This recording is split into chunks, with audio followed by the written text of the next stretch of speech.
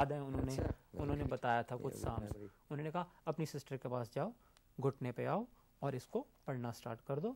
आपकी बहन को हीलिंग मिल गई है, उसको रिकवरी होने में टाइम लगेगा, ठीक है। अब please be very patient with her.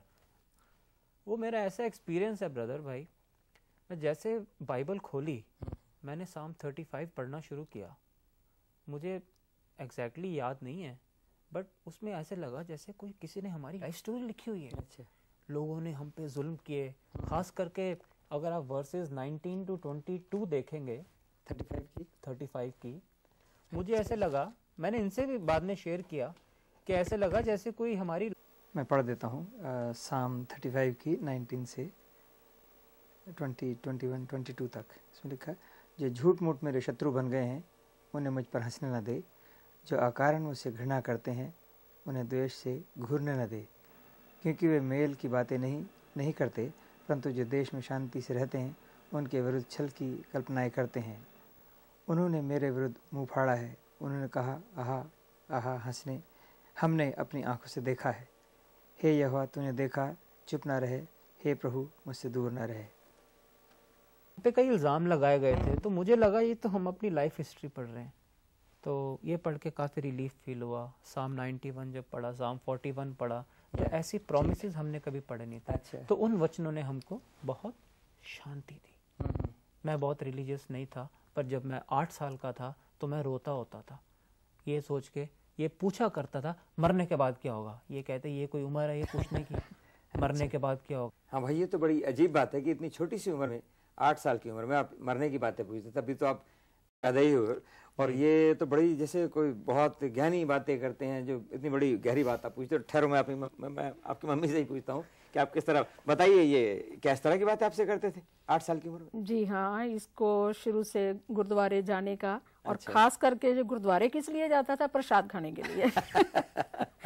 ठीक है। स्कूल भी जाने के लिए तैयार हो जाता था। अच्छा। मैं गुरुद्वारे जाती, मेरे पीछे पीछे भाग के आता था कि मैं प्रसाद लेने तो पहुंच ही जाऊंगा। अच्छा, ठीक है। तो ये ऐसी बातें करता था। अच्छा। खास करके रात के टाइम पे खिड़की में बैठ जाता था ऊपर कमरे में। अच्छा। और बाहर ऐसे जैसे आसमान पे तारे चांद को देखता। अच्छा। तो कहता मम्मी ये बताओ मरने के बाद क्या होगा, हम कहाँ जाएंगे। खाली ये पूछता ही नहीं था, इसके अच्छा। आंसू खूब बहते थे। अरे। और गहरे दिल से पूछता था अच्छा। कि मरने के बाद क्या होगा। वाह। तो मेरे पास भी उस वक्त कोई जवाब ठीक नहीं है। था। मैं तो यही कहती थी, ये देख जैसे वो तारे बने हम भी तारे बन जाएंगे। ठीक है, अच्छी बात। हाँ, ये बातें जी। तुझे करता था। तो बाकी फिर अब जैसे प्रभु में आए हैं, तो जवाब इसको मिल गया। क्या जवाब मिला भाई आपको? परमेश्वर ने हमको धीरे धीरे बताया। हाँ। और मैं परमेश्वर की आयत में से कोट करना बताओ, चाहूँगा कौन सी वर्स पढ़ रहे हो? कि ये जो मेरा बचपन में जो सवाल होता था, जॉन 11 का। अच्छा। 25 and 26। जॉन 11, यूहन्ना 11 का 25 और 26। अच्छी बात है, मैं पढ़ देता हूँ, ये लीजिए 25 और 26।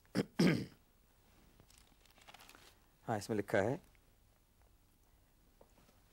यीशु ने उससे कहा, पुनरुत्थान और जीवन मैं ही हूँ, जो मुझ पर विश्वास करता है यदि मर भी जाए तो फिर जी जाएगा। आमीन। और प्रत्येक व्यक्ति जो जीवित है और मुझ पर विश्वास करता है वो कभी नहीं मरेगा। क्या तू इस बात पर विश्वास करती है? उसने उससे कहा हाँ। प्रभु ने, अच्छा, तो ये इसमें परमेश्वर ने जवाब दे दिया बिल्कुल कि Jesus said I am the resurrection and the life. Yes, हां, इवन इफ पुनरुत्थान यू और डाई यू जीवन। Will live. गुड। तो ऐसे परमेश्वर ने जिंदगी में कार्य किया। तो बाइबल में जो प्रोमिसेस हैं, अभी आप बहुत बात तो बताएं, जब आपकी बहन जीवित हुई और फिर आगे क्या हुआ? अच्छा, उसके बाद मैंने विंसेंट जी को कुछ दिन बाद फोन किया। अच्छा। हमने बाइबल पढ़नी शुरू कर दी। अच्छा। बस रोज साम्स खोल के बैठ जाते थे। अच्छा, जो उन्होंने बताया था। और एक ऐसी शांति महसूस होती थी जो कि इतने, मैं तो कहूँगा पाठ करने के बाद या कोई पूजा पाठ कर या मंत्र पढ़ने के बाद कभी नहीं हुई थी। अच्छा। जैसे चाहे उसका मतलब हमें कुछ समझ में आता था, कुछ समझ में नहीं आता था, but it used to hit here. Yes. और एक असीम सी शांति होती थी। प्रभु अपने, और मिस्टर विंसेंट ने कहा कि देखो प्रभु ने आपकी बहन को चंगाई दी है, धीरे धीरे चंगाई दे रहा है। अच्छा। और इतने बड़े संकट से आपको निकाला है। और तब मैंने उनके साथ शेयर किया कि मेरी हेल्थ भी ऐसे ठीक नहीं रहती और इसलिए मैं जॉब बाहर नहीं ले सकता और कुछ ऐसी घर में प्रॉब्लम्स हैं। तो उन्होंने कहा अगर आप परमेश्वर का धन्यवाद करना चाहते हो, आप आर यू थैंकफुल, कि आप परमेश्वर के धन्यवादी हैं? मैं कहा बिल्कुल। तो कहते हैं आप हमारे घर में आके आपको सिर्फ थैंक यू जीसस बोलना है। अच्छा, आप कर सकोगे ये काम? अच्छा। मैं कहा क्यों नहीं आएंगे। ठीक है। तो जैसे मेरी सिस्टर थोड़ी ठीक हुई, हम सारे परिवार अच्छा चले गए। अच्छा। थोड़ी सी बेटर थी, धीरे धीरे रिकवर कर रही थी, क्योंकि उन्होंने बोल दिया था कि धीरे धीरे ये पूरा रिकवर कर जाएगी। तो हम वहाँ पे गए। बड़ा थोड़ा मन में डर था, पता नहीं किस जगह जा रहे हैं।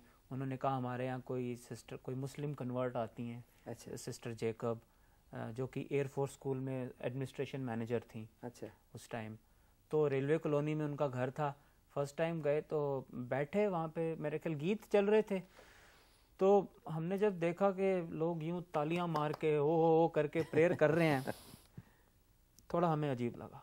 क्योंकि हमने सारी उम्र यही देखा है कि हर जगह रिलीजियस प्लेस में खास करके जो आराधना होती है वो ऐसे करके सिर ढक के आराम से होती है।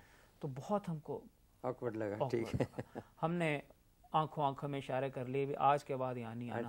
बस ठीक है, अभी थैंक्स कर दिया ना, बस।